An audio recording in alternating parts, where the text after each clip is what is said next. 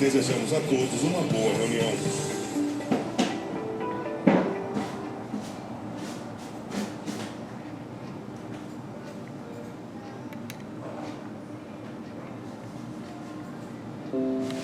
Muito obrigado, Thiago, pessoal da Secretaria Executiva, pelo apoio. Para as saudações iniciais também, quero convidar nossos coordenadores adjuntos aqui, Paulo Tínio e Luiz Felipe, também suas saudações e considerações iniciais. Paulo, bom dia. Boa tarde a todos. Bom dia ainda, né? Bom dia, né? Desculpe. Tá? Já almoçou, Paulo? Quase, Zé. Quase, Zé. Esse tá ansioso pro jogo do Brasil. Zé, Esse tá. Tô nervoso. Bom dia a todos. Sejam todos bem-vindos. Né? Eu acredito que, como o Alexandre falou, nós tivemos um ano em que nós ficamos em cima do muro, a gente não sabia se ia furar a nossa cota, se não ia. Bom dia a todos. Bom dia, Tereza.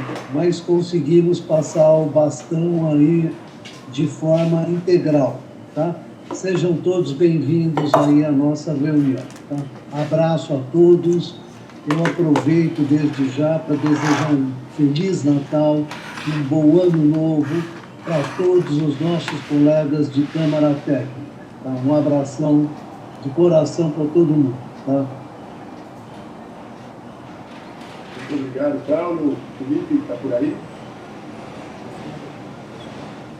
Está bem baixinho o seu áudio, mas estamos te ouvindo. Bom dia a todos. Obrigado. Vai falar mais alto.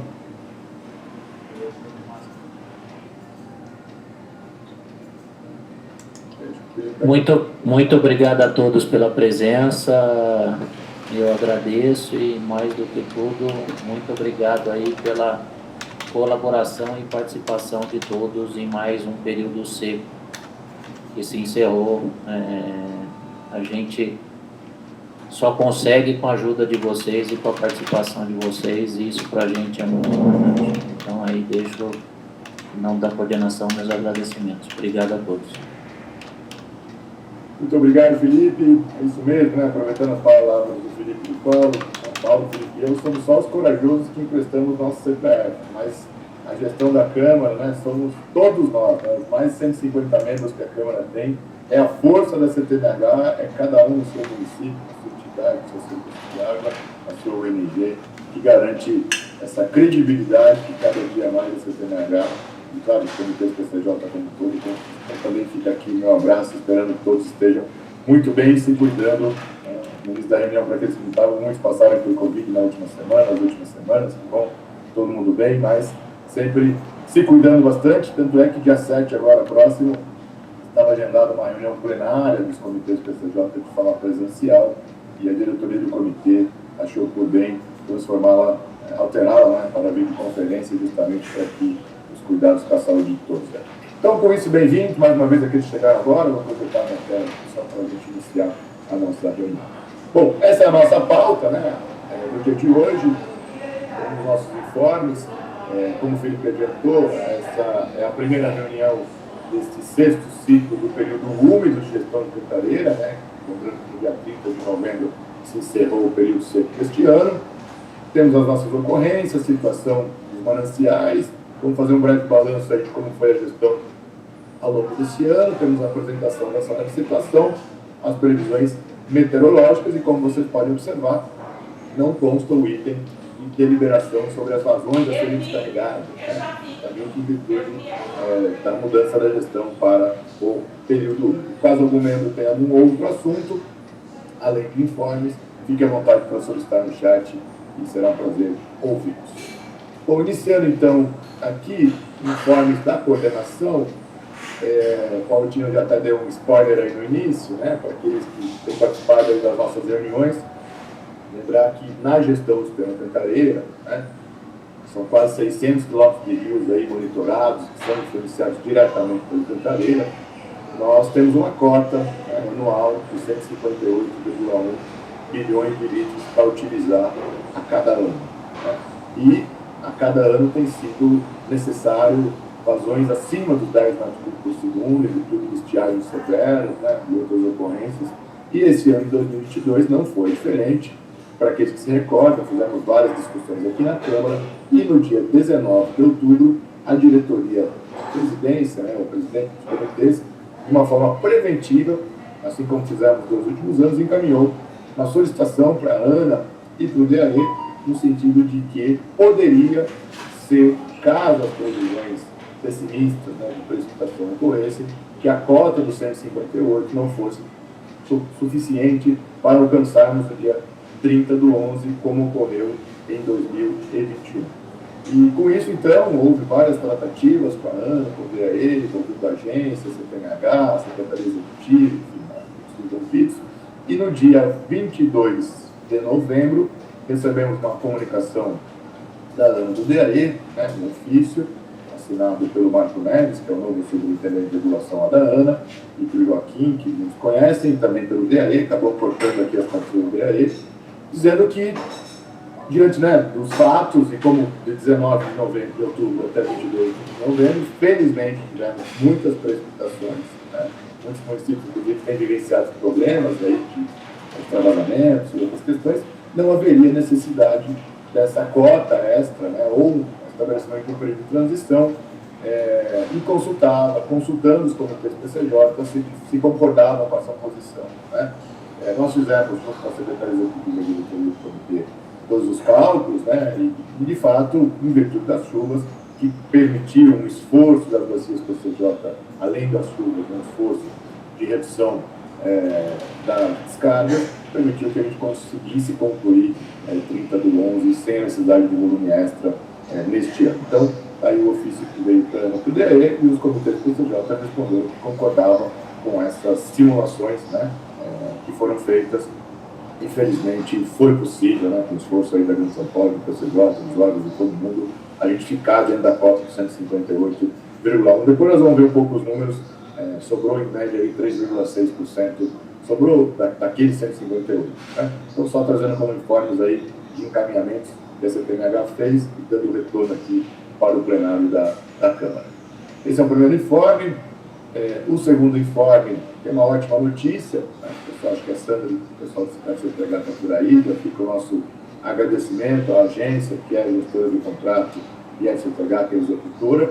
Temos dois, coloquei entre aspas, assim, novos postos, mas na verdade são dados de vazão, que é um pleito aí antigo, principalmente no Rio de Jaguari, que com a construção do invocamento definitivo da barragem de nível lá no Piracicaba, na captação da Idade Americana, acabou gerando algum remanso e houve uma necessidade de realocação do posto que era Rio Jaguari na Foz, que ficava lá na Ginomoto, para captação lá da BRK, próxima captação da BRK em Limeira, e também o posto Rio Piracicaba em Carioba, Esses dois postos então já estão operando, já estão com os dados de vazão disponíveis, evidentemente que é uma fase agora de aprimoramento, de calibração da curva, principalmente no posto Rio Piracicaba e Carioba.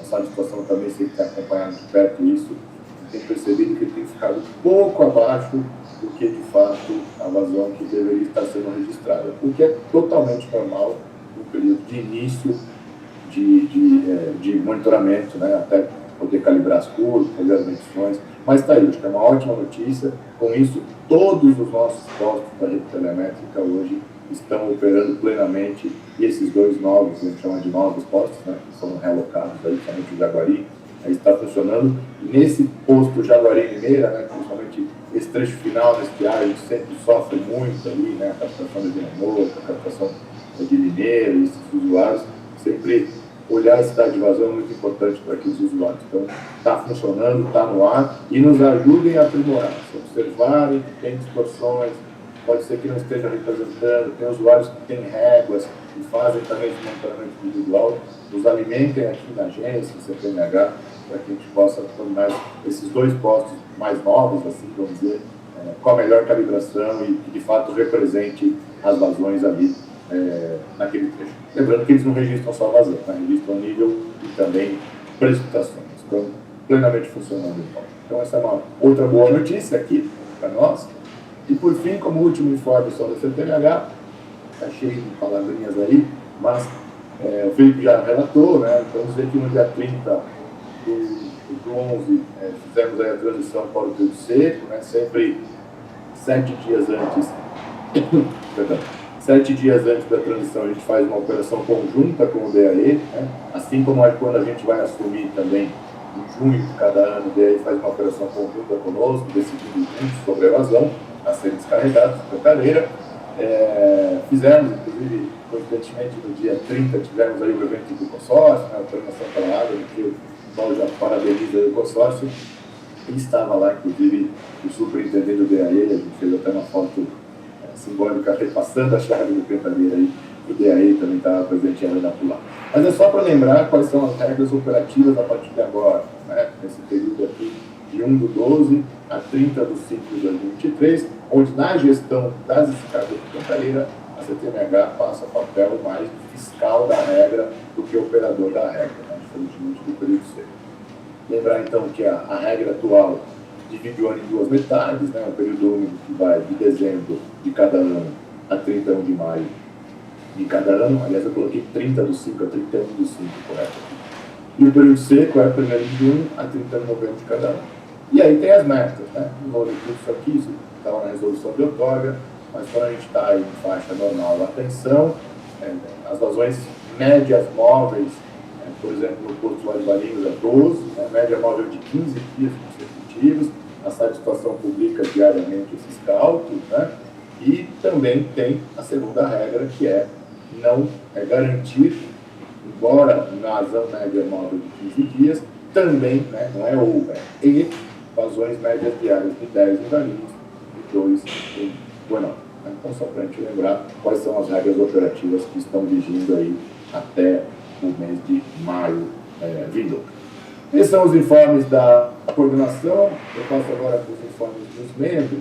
Pelo menos na minha lista aqui, acho que só tinha o Roberto Paula, lá do CONIP, do site da Dayatuba. Se tiver mais alguém, me ajuda aí a secretaria executiva. Mas, enquanto isso, passo aí para desejando boas-vindas ao Paulo. Bom dia, Paulo. Bom dia, professor. Obrigado pela palavra. Eu vou ser breve, apenas citando a terceira reunião que ocorreu a semana passada dos usuários lá do Rio Jundiaí, onde todos, né, tinham a previsão de fazer uma apresentação dos investimentos necessários e previstos, no caso aí, para fazer ampliação ou retrofit de EPAs, né?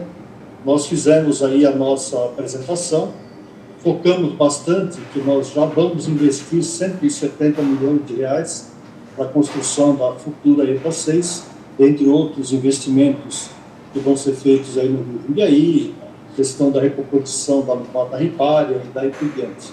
E nós fizemos aí uma projeção de investimentos da ordem de 120 milhões para poder fazer aí a ampliação e modernização não só das 4 ETAs, né, que já existem, mas da futura ETA 6. Aproveitando aí, né, só para o pessoal poder compreender um pouquinho aí o assunto, no nosso plano de bacias, nós trabalhamos aí com 3 PDCs dos 8 que existem, né, PDC 1, PDC 3 e PDC 5.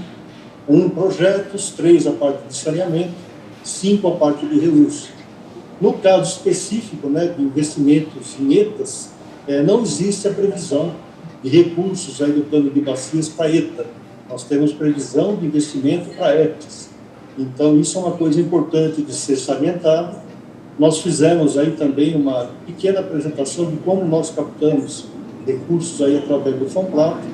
E na próxima reunião, que provavelmente vai acontecer em março, nós vamos estar mostrando aí o caminho das pedras para quem quiser trilhar. Vou aproveitar aqui a presença de Cid Saad. Ele fez aí uma chamada também no GT Qualidade, que é um grupo técnico do âmbito do plano da CTMH, dando também uma cutucada lá no pessoal da CETESB sobre o acompanhamento que precisa ser feito, principalmente nas ETAs, né? Porque é muito claro, a situação é óbvia, né? Nós não temos que estar investindo em ETAs, nós temos que estar investindo na melhoria da qualidade aí do Rio Jundiaí. E nós vamos estar convidando para a próxima reunião o site Salto, que já tem previsão de construir mais uma ETA, né, no Rio Jundiaí, a ETA Jundiaí, para captar água novamente. Então, eles vão ser o último da ponta na questão aí da captação. Então, basicamente é isso. Quem tiver um interesse, eu posso disponibilizar a apresentação feita pela senhora Vanessa, foi muito meticulosa a apresentação, e na questão dos investimentos, eu acho que é interessante o pessoal acompanhar. Na próxima reunião, o pessoal da Sabesp vai estar apresentando aí a questão dos investimentos e também o pessoal da CSJ. Então, é isso, professor, agradeço aí a gentileza da palavra. E coloco à disposição aí para alguma dúvida. Muito obrigado, Olga. Nós que agradecemos aí a compartilhamento dessa ação conjunta na Bacia do Jundiaí, que inclusive já tem algumas tratativas para também fazer algo parecido no final do Jaguari, no trecho final do Jaguari, na Bacia do Piracicaba também. E já fica também aqui um convite, Paulo, assim que nessa questão de financiamentos internacionais, além, é claro, da tarifa, do custo da cobrança e financiamentos mais clássicos, aí, FGTS e outros, a CTMH, talvez seja interessante, se tiver um pouco isso mais modelado aí para apresentar, a gente pode abrir um espaço na CTMH para você trazer um pouco o caminho das pedras, como você disse, para esses financiamentos internacionais, que às vezes a gente deixa de olhar um pouco para eles, e é uma composição importante aí para conseguir fazer os investimentos. Tá bom, professor. Como nós vamos fazer uma apresentação provavelmente em março, esse material vai estar disponível na reunião lá a quarta reunião do GT Jundiaí. Então, aí seria interessante fazer um convite para o professor Larroz, do consórcio, ele que está capitaneando todas as ações aí, aliás, de uma forma extremamente brilhante, solistênico também, muito meticuloso no trabalho que ele vem desenvolvendo, e é desnecessário falar do trabalho aí do CITSAD, O CITSAD sempre faz o acompanhamento. Então, eu sugiro que faça essa apresentação depois dessa reunião e fica o convite para o senhor, caso o senhor queira acompanhar aí o que vai ser feito em março. Obrigado. Com certeza, Paulo. Então vamos deixar meio combinado para a reunião de abril da CTMH, se você puder trazer um relato e fazer uma breve apresentação sobre essa questão específica do financiamento internacional. Acho que é importante a gente compartilhar essa experiência que vocês estão vivendo. Só para deixar o pessoal com água na boca, professor, são juros de 3,5% ao ano, um financiamento internacional. Nós conseguimos captar 35 milhões de dólares, Então, eu acho que é um caminho extremamente atrativo para todas as concessionárias eventuais interessados em poder estar trilhando. Muito bom, Boga. Com o dólar a R$5, estamos falando de 150 milhões de reais. Talvez, de fato, é um investimento bastante vultuoso. Bom, na sequência, acho que o Zé César tinha pedido a palavra e depois eu passo para a Secretaria Executiva, que também tem fora. Por favor, Zé César, bom dia. Bom dia, Alexandre, bom dia, colegas. Não, só para agradecer aí as menções aí do colega Olga, eu, de fato, na reunião do GT Qualidade, eu dei uma cutucada no pessoal da CETESB, porque eles têm lá os dados de automonitoramento dos efluentes, de algumas empresas e municípios. Eu dei uma cutucada para que a gente possa ter conhecimento disso, desses dados, mas a gente sabe que isso é muito difícil. Eu gostaria até você mencionou fazer essa apresentação aí do colega Olga em abril, eu acho até muito longe, quanto mais cedo melhor isso, viu, Alexandre? Eu não sei como é que está a sua agenda aí, a agenda da Câmara, ou talvez até fazer uma reunião extraordinária para a gente, o pessoal conhecer. É muito importante e interessante isso. Eu acho que seria até minha sugestão que, caso a sua agenda das reuniões da CTMH estejam completas, se fizesse uma extraordinária, Bom, é isso. Muito obrigado. Obrigado, Zé César.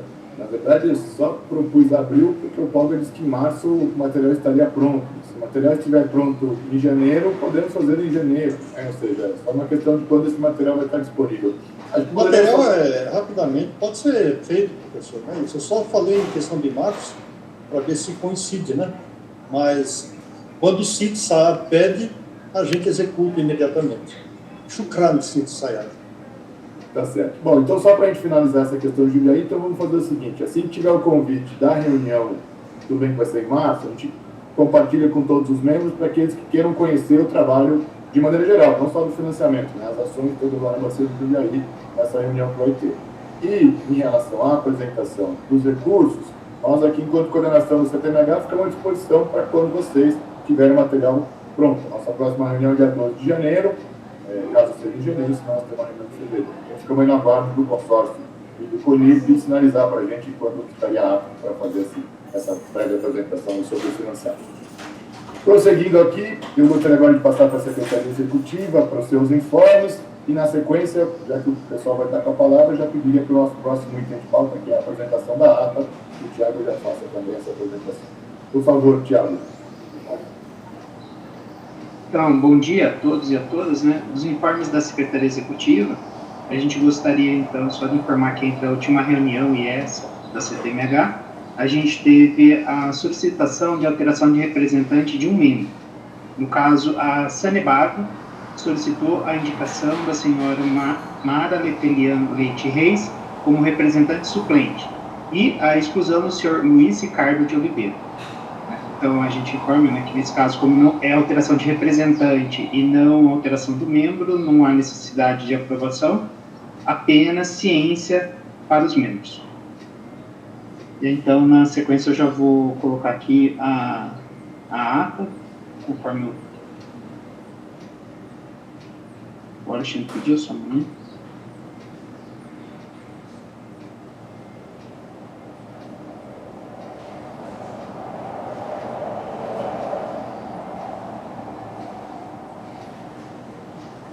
Então, o Alexandre coloca aqui a minuta de ata, né, que a gente recebeu. No caso, depois da convocação, nós da Secretaria Executiva não recebemos nenhuma solicitação de alteração. Coloco aqui em tela.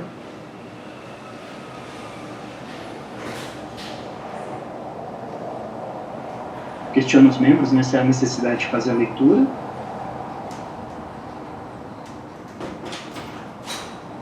Não havendo, né, se alguém tem a solicitação de alguma alteração, alguma melhoria, complemento?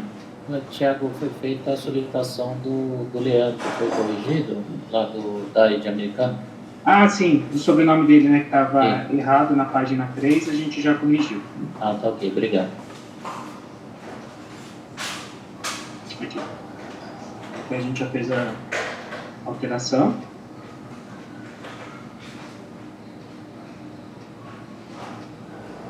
Não havendo mais nenhuma alteração. Não há nenhuma contribuição, né, Tiago? Não, foi só essa mesmo, verdade, o Luiz Felipe havia pedido, a gente já fez. Aí, então, mais nenhuma que a gente tenha recebido. Tá ok. Bom, muito obrigado à Secretaria Executiva, está aí em tela. Se houver alguma consideração, já foram feitas as correções, o material foi enviado por e-mail, eu consulto aos membros, aqueles que aprovam a permanência na comissão, caso haja alguma objeção, por gentileza, registrar no site. Não havendo, então, a ata está aprovada por unanimidade e será publicada no site dos comitês. Muito obrigado aí, Thiago, e à Secretaria Executiva. Continuando aqui nossa reunião, deixa eu compartilhar a tela novamente. Bom, vamos dar uma olhadinha na situação das nossas vazões hoje pela manhã. Está aqui a nossa rede telemétrica, ela é bem pequenininha aí para quem está no celular tem mais dificuldade de enxergar, mas é para tentar colocar tudo numa única tela. Vamos começar aqui com a parte superior, esse é o dado das 7h50 da manhã de hoje, começando aqui na parte superior pela Bacia do Jaguari. Então, os dois primeiros postos, que é o posto S25B Pires, né, 23, 25 mais 30 no segundo, né, um cenário aí bastante interessante de afluência no relatório, com as chuvas. Hoje nós estamos descarregando 0,25 no Jaguari, né, razão mínima estabelecida aí na outorga. Descendo o Jaguari, Guaripocaba 1,53, Buenópolis 16, Bernardo Figueiredo lá próximo à Pedreira 15. Esse posto da Bernardo Figueiredo, às vezes ele apresenta algumas variações, está na ordem de 10, e lá em Jaguariúna, que é sempre um ponto importante de observação, 13,5 praticamente. Né? Então, não sei se o Ricardo Jaroni não está aí, se quiser fazer algum relato, fique à vontade. Olhando o Camanducaia, Amparo 864, Dalbor 10,55, e lá já o Jaguari, após a confluência do Camanducaia, lá nas Eferino Vaz, com 21,64.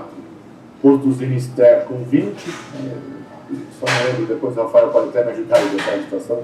Um desses dois postos, a gente tinha um pouco de problema de comunicação, foi colocado o sistema de chip de celular para comunicação via satélite, para a gente não ter interrupções na transmissão dos dados, e o posto tem se mostrado aí bastante representante da realidade. O Zinister 20 e o posto que a gente tem aí, agora como a gente anunciou, captação limeira na ordem de 24. Portanto, o último posto aí que a gente tem no Jaguari, antes da confluência com a Atibaia, na ordem de 24 náuticos por segundo. Olhando a parte inferior da figura agora, vamos para a bacia da Atibaia, primeiro Cachoeira, né, está com afluência de 5,32. O próximo posto é o Piracaia Centro, né, então a gente vai falar um pouquinho sobre as ocorrências lá em Piracaia pós-chuvas, em 2,18. O Rio Atibainha de afluência em 1,89 e Mascate 1,71. Tanto no Cachoeira quanto na Atibainha está sendo carregado meio metro cúbico por segundo. É o último comunicado da CTMH. Descendo o Rio Atibaia, lá em Atibaia 7,82, também metros cúbicos aí elevados, com as chuvas. Bairro da Ponte, Itatiba 29,26. Captação Valinhos quase 34 metros por segundo. Lima Cabelo Furtado 35,37. O Anhumas com afluente aí do Atibaia 1,91. E aí o último ponto que a gente tem antes da chegada do reservatório de Salto Grande lá na Americana, a ordem de 4,38 metros cúbicos por segundo. Então temos algo como 37,38 no Atibaia e algo como 24 no Jaguari. Aí o primeiro posto que nós temos é esse novo posto, vamos chamar assim, Carioba, que está registrando aí 44,38, né? Observem que os postos ajudantes estão na ordem de 60, 60 e pouco. Então, esse posto a gente ainda está, como eu disse, aperfeiçoando os dados aí de vazão. Né? Aí o outro posto no Piracicaba, que é em Americana, lá o Parque Aimara, está com 63. O Santa Bárbara, o Piracicaba lá em Santa Bárbara, com 66. E lá na Rua do Porto, lá no Bolsão dos Restaurantes, 77,5 o Piracicaba. O Corubataí, 2,42 Rio Claro, 2,49 Batovi, na captação do SEMAI 25, e aí depois o Piracicaba, após receber o Corubataí, lá em Atos, com o último posto que a gente tem da bacia, com 103 e 73. Né? Então, bastante diferente do que a gente está acostumado a ver na estiagem. Aí temos o Capivari, com 1,67 na reforma agrária, e Montemor, 10 metros por segundo. O Sinésio eu sei que está por aí, já até antes da reunião eu tinha feito o informe, mas se Sinésio quiser só nos atualizar em relação ao Capivari, e o quanto essas chuvas têm contribuído ou não para a melhoria aí, tanto da vazão quanto da qualidade. Sinésio, bom dia. Bom dia a todos. Então, choveu aqui, há 20 milímetros apenas, e a contribuição para o rio, a água, ela não mudou muito, né? Ainda apresenta aquela cor de matéria orgânica, uma cinzentada, que a gente gosta de uma cor, numa água mais amarelada, porque é sinal que a argila, muita argila foi arrastada para o rio, né? E você tem a maior quantidade de argila no rio, e isso ajuda na população e circulação. O grande problema é se a estação estiver trabalhando no limite dela. Aí você vai ter um problema também. Mas para nós aqui, essa nave modo geral, a gente gosta muito da época da chuva, que ajuda bastante na clarificação da água. O rio Capivari aqui hoje está com um OD de 6,2, turbidez 28, então a turbidez para nós aqui é baixa, 28, e nitrogênio mineral em torno de 6. Né? Então, essa água é uma água boa para tratar. Porém, a ENTA está parada, porque a gente está fazendo algumas equações ainda. Eu acredito que essa semana a gente volta a operar. Ok? Muito obrigado. Muito obrigado a todos. Obrigado, Sinésio, por nos atualizar as condições do rio Capivari. Olhando mais aqui no canto inferior esquerdo da figura, aqui a bacia do Jundiaí, né? Campo Limpo 73, Itaici 8,49, Salto 7,14, que é o último posto que a gente tem antes da foz do Jundiaí, lá no Rio Tietê. Bom, esse então é o cenário da bacia hoje pela manhã, um cenário pós-chuva, tá? E com mais previsões de chuva, com previsões mercantes, os colegas não podemos atualizar.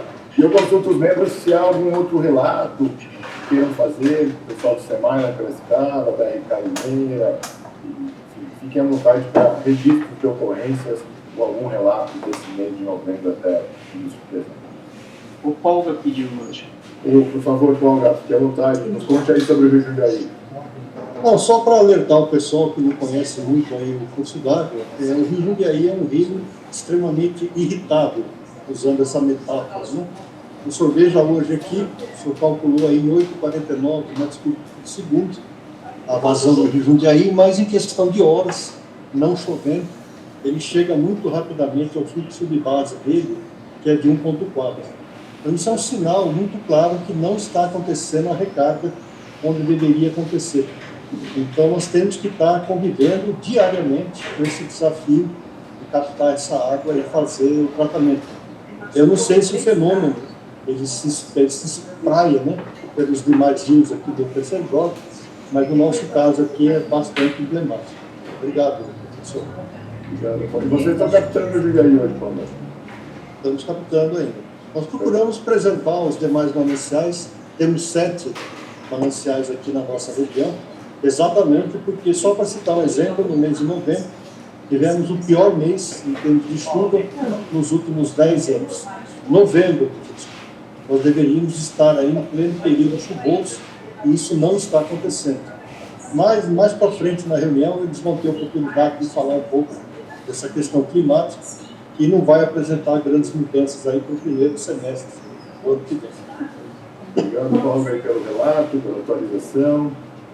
Tem alguns outros municípios, né, como Bauru, né, claro que não está na bacia PCJ, está em racionamento no mês de novembro. Né, então, de fato, vejo que alguns municípios, né, seja pela questão da agricultura ou pela questão, evidentemente, da disponibilidade dos mananciais, mesmo, né, tese com o início oficial do período chuvoso, passa por dificuldades.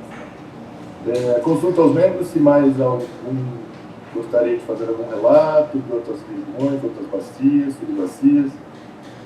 O Rafael Leite solicitou também. Rafael Leite da Sabesp, bom dia. Desculpa, Rafael da Sala de Situação, são muitos Rafaéis, por favor. Bom dia, Alexandre. Não, só para comentar sobre a estação do Jaguari de Anister, que ela, nos últimos meses, ela estava apresentando problema de transmissão, né? Então, diariamente ela saía do ar, demorava para voltar, e aí em conversas com o pessoal da agência, com a Sandra da FCTH, expôs-se algumas alternativas de solução, mas não deu certo, então aí sim foi trocado o modo de transmissão, né? Tirou o chip de celular para transmissão por satélite. Seria isso. Muito obrigado aí, Rafael, pela atualização. Lembrando que, né, quando essas transmissões, às vezes a gente até recebe algum comunicado, estou olhando o posto, está fora do ar, né? Então tem uma força-tarefa de colocar esses postos novamente no ar o mais rápido possível e que os dados não são perdidos, né? Ou seja, assim que é retomada a comunicação, os dados são recuperados. Né? Muito bom. Bom, então, essa estação vai ser pela manhã. Para as nossas ocorrências, nós recebemos aqui do município de Piracaia, que deve estar conosco aí também, a diretora de meio ambiente. Como todos sabem, né, Piracaia está logo adjuvante do reservatório Cachoeira.